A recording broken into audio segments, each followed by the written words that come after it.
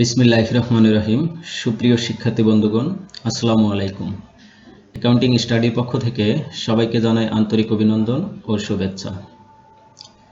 SSC পরীক্ষার্থী অথবা নবম দশম শ্রেণীর শিক্ষার্থীদের ফিনান্স ও ব্যাংকিং বিষয়ে আজকে পঞ্চম অধ্যায়ের মূলধনী আয় ব্যয় প্রাক্কলন বিষয় নিয়ে আলোচনা করব। তো এই অধ্যায়টা দুটি ফরম্যাটে আলোচনা করা হবে। দুটি ফরম্যাটে অঙ্ক পাওয়া যায় এখানে। আমরা দুটি ফরম্যাটে বিস্তারিতভাবে আলোচনা করব। আর হ্যাঁ, এই অধ্যায়ে কিছু টেকনিক রয়েছে বা কিছু লুপ্ত ইনফরমেশন রয়েছে যেগুলো বইয়ে পূর্ণাঙ্গভাবে আলোচনা করা নাই, যা তোমাদেরকে জানতেই হবে। সো আমরা এই বিষয়গুলো জানানোর চেষ্টা করব আর তোমাদেরকে সহজ উপায়ে দুটি ফরম্যাটে অঙ্কগুলো সহজভাবে করানোর চেষ্টা করব। তো চলো শুরু করা যাক।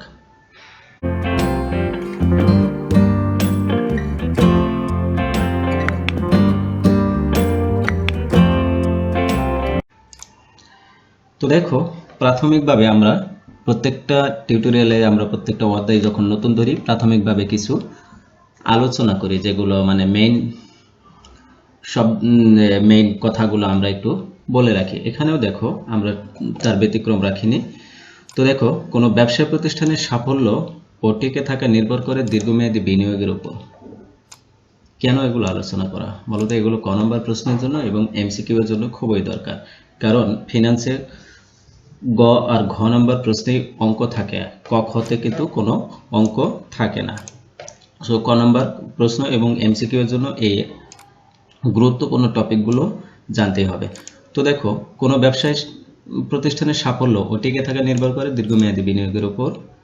মূলধন বাজেটিং হচ্ছে প্রতিষ্ঠানের দীর্ঘমেয়াদী বিনিয়োগ সিদ্ধান্তের সাথে জড়িত একটি প্রক্রিয়া, ঠিক আছে।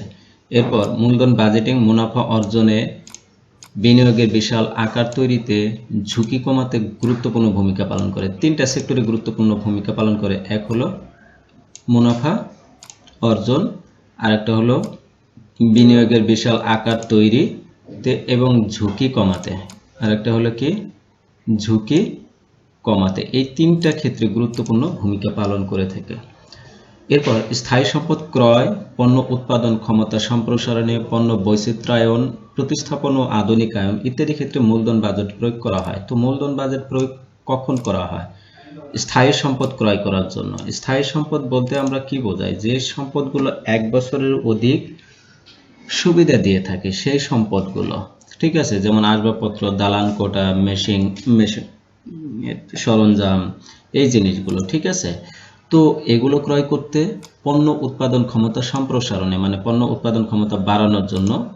এরপর হলো পণ্যের বৈচিত্র্যায়ন, ঠিক আছে। পণ্যটাকে মানে আরো আধুনিক করে তোলা বা একে আরো কাস্টমাইজেশন করার জন্য যে বাজেটটা প্রয়োগ করা হয় সেটি মূলধন বাজেট। এরপর প্রতিস্থাপন ও আধুনিকায়ন, ঠিক আছে। একটা পণ্যের পরিবর্তে আরেকটা পণ্য তৈরি করা এবং এটাকে আরো আধুনিকায়ন করার জন্য ক্যাপিটাল বাজেট বা মূলধন বাজেট দেওয়া প্রয়োগ করা হয়। তো মূলধন বাজেটিং প্রক্রিয়া তিনটি, ঠিক আছে। মূলধন বাজেটিং প্রক্রিয়া তিনটি, যথা নগদ প্রবাহ প্রাক্কলন, বাট্টার হার নির্ধারণ, মূলধন বাজেটিং পদ্ধতি, ঠিক আছে, নির্বাচন। তো মূলধন বাজেটিং এর প্রক্রিয়া তিনটি প্রক্রিয়া রয়েছে বা ধাপ রয়েছে। একটা হলো নগদ প্রবাহ প্রাক্কলন, আর একটা হলো বাট্টার হার নির্ধারণ, আর 3 নাম্বারটা হলো মূলধন বাজেটিং পদ্ধতি নির্বাচন। তো দেখো, মূলধন বাজেটিং এর পদ্ধতি 4টি। তো পদ্ধতি নির্বাচন কিভাবে করব? মূলধন বাজেটিং এর 4টি পদ্ধতি রয়েছে। একটা হলো গড় মুনাফার হার, ঠিক আছে। এটাকে এভারেজ রেট অফ রিটার্ন বলা হয়, ইংলিশে ARR বলা হয়। তোমরা যখন ইন্টারমিডিয়েটে উঠবা বা অনার্সে যখন ভর্তি হবা তখন এগুলোকে ইংলিশে পড়তে হবে। ইন্টারমিডিয়েটেও বাংলায় আছে, কিন্তু সূত্রগুলো ইংলিশে প্রয়োগ করা থাকে বেশিরভাগ সময়, ঠিক আছে। ARR পে ব্যাক সময়, এটা ইংলিশে বলা হয় পে ব্যাক পিরিয়ড, আর বাংলায় লিখতে তোমরা যখন লিখবা পে ব্যাক সময় লিখবা। এরপর থাকে নিট বর্তমান মূল্য, ইংলিশে বলা হয় NPV বা নেট প্রেজেন্ট ভ্যালু, আর বাংলায় তোমাদের নিট বর্তমান মূল্যই লিখতে হবে, ঠিক আছে। তোমরা এখন নিট বর্তমান মূল্য লিখবে। এরপর অভ্যন্তরীণ মুনাফার হার। তো দেখো, তোমাদের এক নবম দশম শ্রেণীতে শুধুমাত্র গড় মুনাফার হার আর পে ব্যাক সময় এই দুইটা পদ্ধতি আলোচনা করছে। নেট বর্তমান মূল্য এবং অভ্যন্তরীণ মুনাফার হার, যেটাকে ইন্টারনাল রেট অফ রিটার্ন বলা হয়, এটা আইআরআর সংক্ষেপে বলা হয়। তো এই দুইটা তো এখানে আলোচনা করা নাই। এগুলো ইন্টারমিডিয়েটে যখন উঠবা তখন ফিনান্স ও ব্যাংকিং সাবজেক্টটা যদি তোমরা নাও তাহলে তখন পড়তে পারবা। ঠিক আছে, তো আমরা এই দুইটা পদ্ধতি নিয়ে আজকে কিন্তু আলোচনা করব। তো দেখো, গড় মুনাফার হার নির্ণয় করার জন্য একটা সূত্র দরকার হয়। তো গড় মুনাফার হার নির্ণয়ের সূত্র হলো গড় নেট মুনাফা ডিভাইডেড গড় বিনিয়োগ গুণন 100। তো গড় নেট মুনাফা বলতে আবার কি বোঝায়? প্রতি বছরের নেট মুনাফাগুলো যোগ করে বছর সংখ্যা দ্বারা ভাগ করে দিলে গড় নেট মুনাফা বের হয়ে যায়। আর গড় বিনিয়োগ হলো মোট বিনিয়োগকে 2 দ্বারা ভাগ করলে গড় বিনিয়োগ বের হয়ে যায়। একে 100 দ্বারা গুণ করলে পার্সেন্টেজ আকারে বের হয়ে যাবে গড় মুনাফা। তো দেখো, নেট মুনাফা বের করার জন্য যে একটা প্রচলিত ছক রয়েছে, ঠিক আছে, বিবরণ, তারপরে এখানে বছর, যদি 5 বছর থাকে তাহলে 5টা ঘর হবে, 2 বছর থাকলে 2টা ঘর হবে, 3 বছর থাকলে 3টা ঘর হবে। এখানে বছর সংখ্যা যত থাকবে প্রশ্নে ততগুলো ঘরই হবে। তো প্রথমে বিক্রয় থাকবে। তো বিক্রয় থেকে 3টা আইটেম বাদ দিতে হয়। কয়টা আইটেম বাদ দিতে হয়? 3টা। তো দেখো, এই 3টা আইটেম দেওয়া থাকে চলতি খরচ, স্থায়ী খরচ, অবচয়। তো দেখো, এই 3টা আইটেমের স্থায়ী খরচটা প্রতি বছরই সমান হবে। স্থায়ী খরচ প্রতি বছরে সমান হবে, অবচয়ও প্রতি বছরে সমান হবে। ঠিক আছে, কিন্তু চলতি খরচ প্রতি বছরে সমান হবে না। এটি বিক্রয়ের পরিমাণের উপর নির্ভর করবে, কারণ চলতি খরচ সবসময় বিক্রয়ের উপর পার্সেন্টেজ আকারে বলে দেওয়া থাকে যে বিক্রয়ের এত পার্সেন্ট চলতি খরচ, 20%, 30% বা 40% বলে দেবে। ঠিক আছে, বিক্রয় যদি 1 লাখ থাকে তাহলে চলতি খরচ 40% বললে কত হবে? 40,000 টাকা। তো চলতি খরচ 40,000 টাকা এখানে দেব। আর স্থায়ী খরচ, অবচয়, স্থায়ী খরচ এটা অনেক সময় পার্সেন্টেজ আকারে দেওয়া থাকে বা অ্যামাউন্ট আকারেও দেওয়া থাকে। আর অবচয়টা অবশ্যই দেওয়া থাকে না, বের করে নিতে হয়। মোট বিনিয়োগকে আয়ুষ্কাল দ্বারা ভাগ করতে হয়। ঠিক আছে, বা মোট খরচকে আয়ুষ্কাল দ্বারা ভাগ করলে, আয়ুষ্কাল বলতে যত বছর ব্যবহার করা হয়েছে তত বছর দ্বারা ভাগ করলে অবচয় বের হয়ে যাবে। সাপোজ মনে করো 5 বছর মেয়াদী একটি তুমি মেশিন ক্রয় করছো। তো মেশিনের ক্রয় মূল্য হলো 5 লাখ টাকা। তো তাইলে এটির অবচয় বের করতে হবে। তাহলে 5 লাখকে মেয়াদ কত? 5 বছর। তাহলে 5 দিয়ে ভাগ করতে হবে। 5 দিয়ে ভাগ করলে যেটি আসবে, 5 লাখকে 5 দিয়ে ভাগ করলে কত হবে? 1 লাখ টাকা। তো এই 1 লাখ টাকাই হলো অবচয়। 3টা ঘরে সমান সমান করে অবচয় বসবে। তো এই 3টা খরচ বাদ দেওয়ার ফলে যেটি বের হবে সেটি হলো করযোগ্য মুনাফা। ঠিক আছে, বা কর পূর্ব মুনাফা বলতে পারো। এরপর কর বাদ দিতে হবে। এখন কর আবার পার্সেন্টেজ দেওয়া থাকে, সরাসরি কর বলা থাকে না যে এত টাকা কর দিতে হবে। করের পার্সেন্টেজ দেওয়া থাকে যে করের হার 30% বা 20%। তখন কিন্তু এই যে করযোগ্য মুনাফা যেটা বের হলো এইটার উপর পার্সেন্টেজ ধরতে হবে। সাপোজ করযোগ্য মুনাফা এখানে 50,000 বের হয়েছে আর কর দেওয়া আছে 30%, তাহলে 50,000-এর 30% হবে 15,000 টাকা। তো এখানে 15,000 টাকাই লিখতে হবে। ঠিক আছে, সাপোজ এখানে করযোগ্য মুনাফা বের হয়েছে 1 লাখ টাকা। তো এটির 30% কত হবে? 30,000 টাকা। তো এখানে 30,000 টাকাই লিখতে হবে। তো এই যে করযোগ্য মুনাফা থেকে কর বাদ দিলে যেটি বের হয় সেটি হলো নেট মুনাফা। এই দেখো, এখানে 3টি বছরের নেট মুনাফা বের হয়েছে। এই 3টা বছরের নেট মুনাফা যোগ করে 3 দিয়ে ভাগ করে দিলে গড় নেট মুনাফা বের হয়ে যাবে। ঠিক আছে, এখানে অবচয়ের পরিমাণ, অবচয়ের সংখ্যা দেওয়া আছে, মোট ব্যয় ডিভাইডেড বছর সংখ্যা, এটা তো বলেই দিলাম। এরপর গড় নেট মুনাফা। গড় নেট মুনাফা হলো বের করার সূত্র হলো এই যে, যেটা এটা তো বলে দিলাম। 3 বছর দেওয়া থাকলে 3 বছরের মুনাফার সমষ্টি ভাগ 3। যদি 5 বছর থাকে তাহলে 5 বছরের মুনাফার সমষ্টি ভাগ 5, এটা। এরপর গড় বিনিয়োগ। গড় বিনিয়োগটা সাধারণত কার্যকরী মূলধন, এই যে দেখো, কার্যকরী মূলধন প্লাস বিনিয়োগ মাইনাস ভগ্নাবশেষ মূল্য ডিভাইডেড 2। তো এই সূত্রটা কিন্তু বইয়ে দেওয়া নাই। বইয়ে সরাসরি বলা আছে বিনিয়োগকে 2 দ্বারা ভাগ করলেই গড় বিনিয়োগ বের হয়ে যাবে। তো অনেক সময় প্রশ্নের সাপ্লাই দেওয়া থাকে কার্যকরী মূলধন বা ভগ্নাবশেষ মূল্যও দেওয়া থাকে, সেই ক্ষেত্রে কিন্তু ঝামেলা হয়ে যায়। ঠিক আছে, তো এই জন্য এক্সাক্ট সূত্রটা আমাদেরকে জানতে হবে। কার্যকরী মূলধনের সাথে কি করতে হবে, কার্যকরী মূলধন যোগ বিনিয়োগ মাইনাস ভগ্নাবশেষ মূল্য ডিভাইডেড 2, অর্থাৎ বিনিয়োগ থেকে ভগ্নাবশেষ মূল্য হলো মানে মেয়াদ শেষ হওয়ার পরে যন্ত্রটা বা সম্পদের মূল্য। ঠিক আছে, সাপোজ মনে করো একটা মেশিন ক্রয় করছো 5 বছর মেয়াদের জন্য, এখন 5 বছর মেয়াদ শেষ হয়ে গেছে, এই মেশিনটা এখন ভাঙড়ি হিসেবে যদি বিক্রি করতে যাও তাহলে 20,000 টাকা হয়তো বা বিক্রি করতে পারবা। তো এই 20,000 টাকাই হলো ভগ্নাবশেষ মূল্য। ঠিক আছে, তো এই বিনিয়োগ থেকে ভগ্নাবশেষ মূল্য বাদ দিয়ে 2 যোগ করতে হয়, 2 দিয়ে ভাগ করতে হয়। ভাগ করলে যে রেজাল্ট আসবে এর সাথে কার্যকরী মূলধনটা যোগ করতে হবে, যোগ করলে গড় বিনিয়োগ বের হবে। ঠিক আছে, তো দেখো এরপর পেব্যাক নির্ণয়ের সূত্র, পেব্যাক সময় নির্ণয়ের সূত্র হলো দুইটা। একটা যদি নগদ প্রবাহ প্রতি বছর সমান থাকে তাহলে একটা সূত্র, আর একটা নগদ প্রবাহ প্রতি বছর অসমান থাকলে আর একটা সূত্র। তো দেখো নগদ প্রবাহ যদি সমান থাকে তাহলে বিনিয়োগকে বার্ষিক নগদ প্রবাহ দ্বারা ভাগ করে দিলে পেব্যাক সময় বের হয়ে যাবে, খুব সহজ। আর যদি অসমান থাকে তাহলে এটাকে লিখতে হবে সম্ভাব্য বছর। এটাকে ইংলিশে যদি সূত্র লেখো তাহলে এখানে এ লিখতে হবে, আর এরপর তারপর হলো সম্ভাব্য বছর প্লাস বিনিয়োগ মাইনাস ক্রমযোজিত নগদ প্রবাহ ডিভাইডেড সম্ভাব্য পরবর্তী বছরের নগদ প্রবাহ। তো এটা আমরা প্র্যাকটিক্যালি যখন একটা অঙ্ক করব তখন এই অঙ্কটা সম্ভাব্য বছর কোথায় পাওয়া যায়, বিনিয়োগ কোথায় থাকে, ক্রমযোজিত নগদ প্রবাহ কোথায় থাকে, সম্ভাব্য পরবর্তী বছরের নগদ প্রবাহ কোথায় থাকে, এগুলো আমরা বিস্তারিত ওখানে প্র্যাকটিক্যালি দেখাবো। তোমরা আগে সূত্রটা মুখস্থ করে নাও, সম্ভাব্য বছর প্লাস বিনিয়োগ মাইনাস ক্রমযোজিত নগদ প্রবাহ ডিভাইডেড সম্ভাব্য পরবর্তী বছরের নগদ প্রবাহ। এটা লিখতে অনেক বড় হয়ে যায়, খাতায় 1 লাইনে আটে না। তো কি করতে হয়, তখন ইংলিশে যদি লেখো তাইলে এই সম্ভাব্য বছরের জায়গায় এ দিবা, বিনিয়োগের জায়গায় ইনভেস্ট দিবা, আইএনভি দিবা, দিলেই হয়ে যাবে। তারপর মাইনাস সি দিবা, বা এখানে শুধু আই দিবা, I minus C divided D. এই যে সম্ভাব্য পরবর্তী বছরের নগদ প্রবাহ, এটাকে ডি বলা হয়। ঠিক আছে, ইংলিশে দিতে পারো, সমস্যা নেই। এরপর নগদ আন্তঃপ্রবাহ, অনেক সময় নেট মুনাফা দেওয়া থাকে, তোমাকে বলে পেব্যাক সময় বের করো। তো নেট মুনাফা দিয়ে পেব্যাক সময় বের করতে পারবা না, তো নগদ প্রবাহ লাগবে।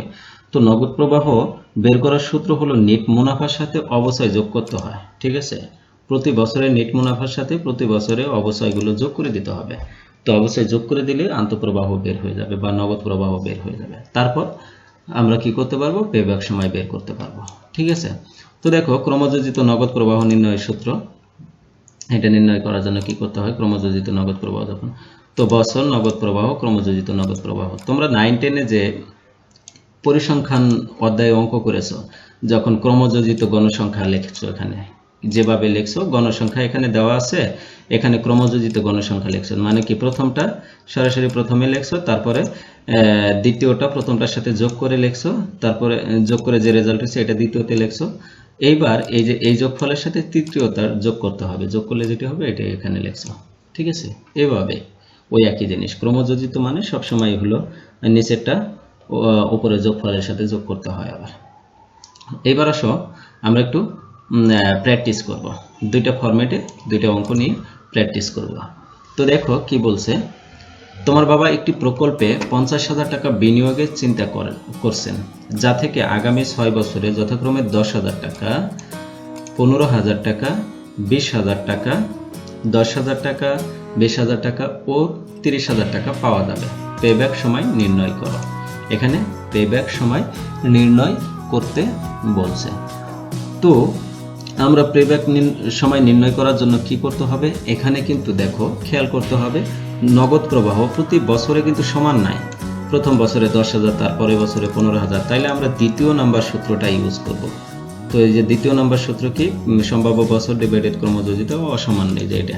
ঠিক আছে, তো এই 2 নাম্বার সূত্রটা ইউজ করব আমরা এখানে। তো দেখো এটা ইউজ করার জন্য আমাদের বক্স করতে হবে বছর নগদ প্রবাহ ক্রমযোজিত নগদ প্রবাহ।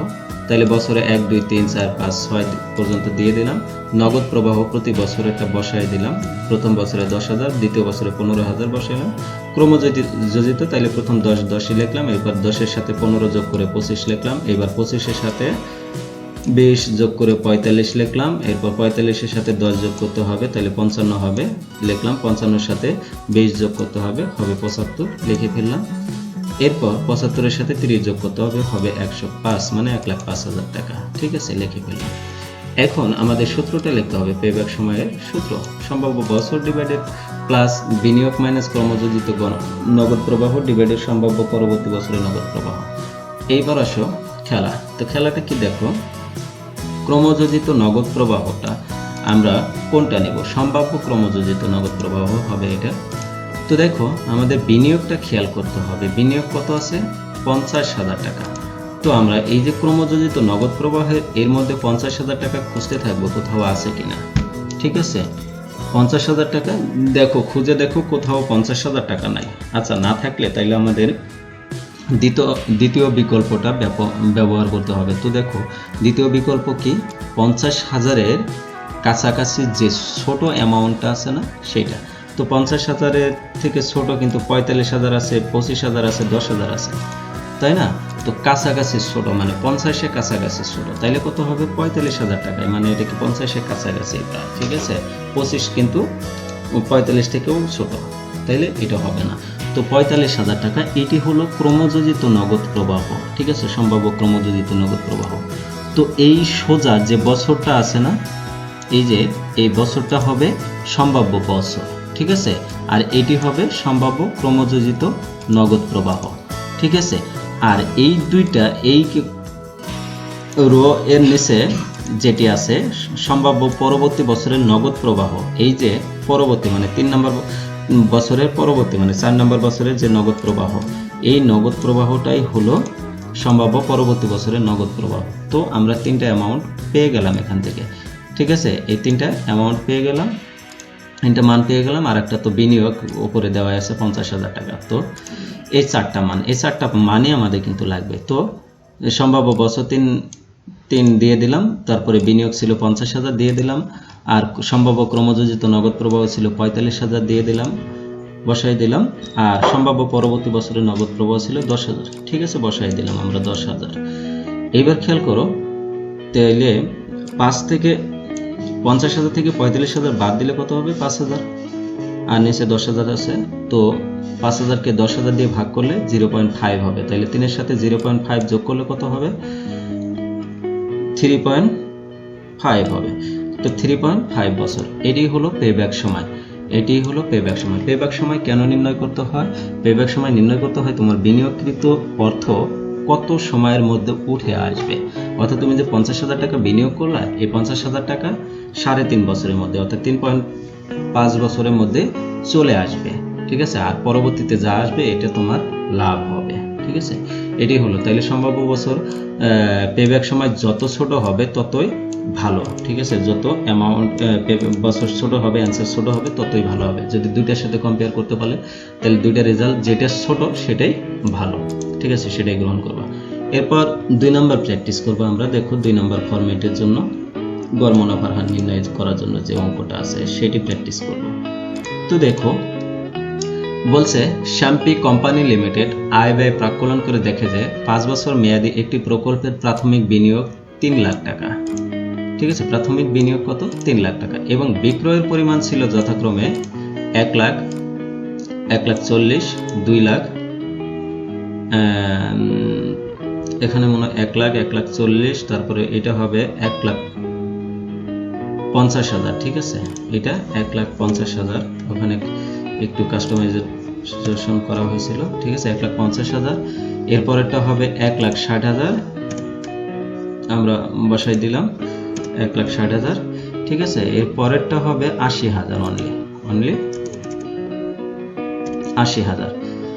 তো এই অ্যামাউন্টগুলো ছিল বিক্রয়ের পরিমাণ প্রতি বছর, মানে 5 বছর। প্রথম বছর 1 লাখ টাকা বিক্রি করছে, দ্বিতীয় বছরে 1,40,000, তৃতীয় বছরে 1,50,000, চতুর্থ বছরে 1,60,000, কিন্তু পঞ্চম বছরে এসে কম বিক্রি করছে, 80,000 টাকা বিক্রি করছে। ঠিক আছে, অন্যান্য চলতি খরচ বিক্রয় 40%। এই যে দেখছো চলতি খরচ কিন্তু অ্যামাউন্ট বলে দেয় না, বিক্রয় 40% বলে দিছে, এবং করের হার 30%।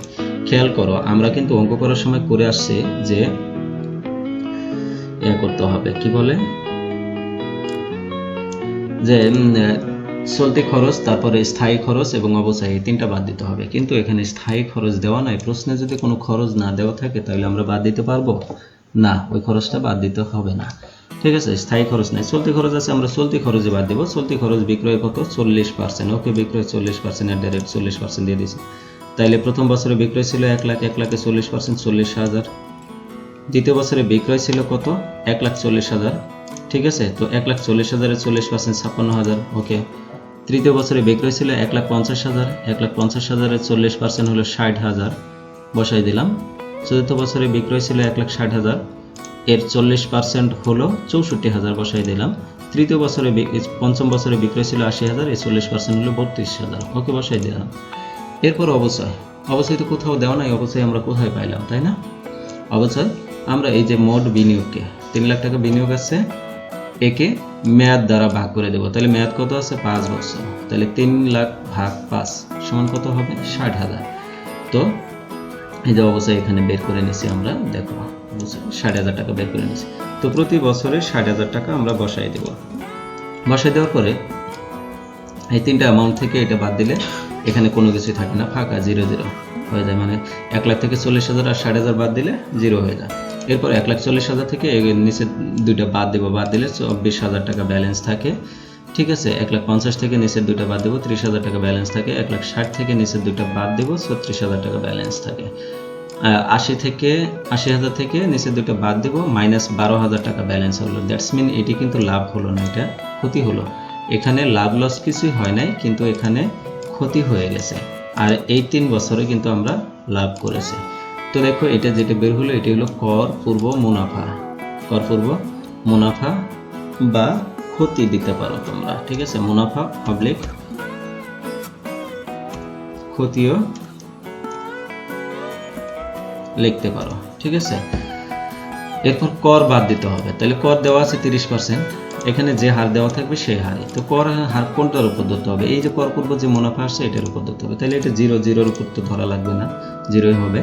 তো 24,000 এর 30% কত হবে 7,200 টাকা, ঠিক আছে। বসাই দিলাম। 30,000 এর 30% হবে 9,000 টাকা, 36,000 এর 30% হবে 10,800 টাকা, ঠিক আছে। এরপর এটি কিন্তু ক্ষতি হয়ে গেছে। ক্ষতি হলে কর দিতে হয় না। কর কেন দিতে হয়?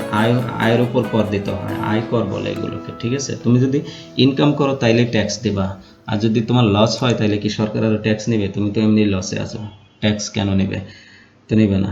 এবং কি তোমার এখানে কর দিতেও হবে না, ঠিক আছে।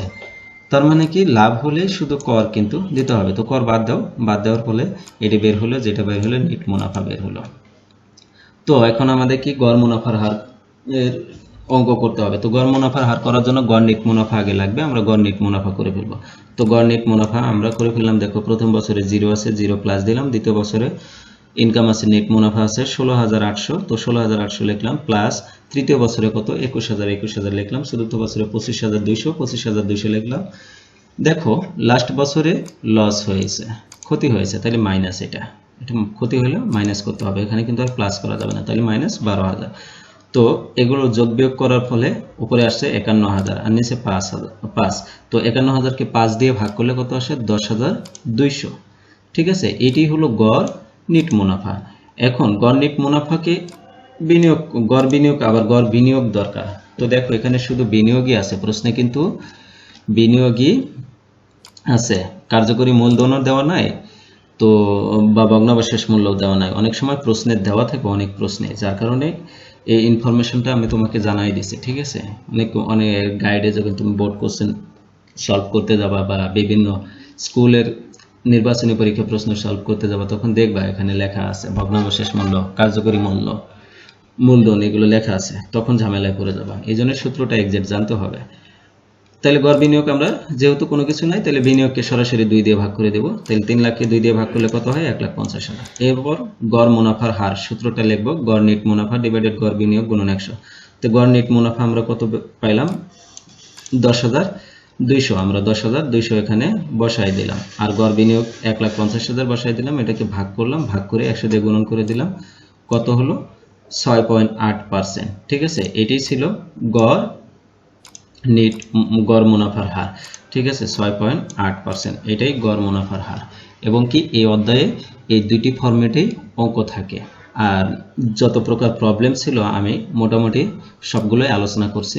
তোমরা যদি একবারে না বুঝতে পারো তাহলে দ্বিতীয়বার আরেকবার দেখবা, দেখলে বুঝতে পারবা। আর কোথাও না বুঝতে পারলে কমেন্টের মাধ্যমে অবশ্যই জানাই দেবা। সে পর্যন্ত সবাই ভালো থাকো, সুস্থ থাকো। ওকে, আল্লাহ হাফেজ।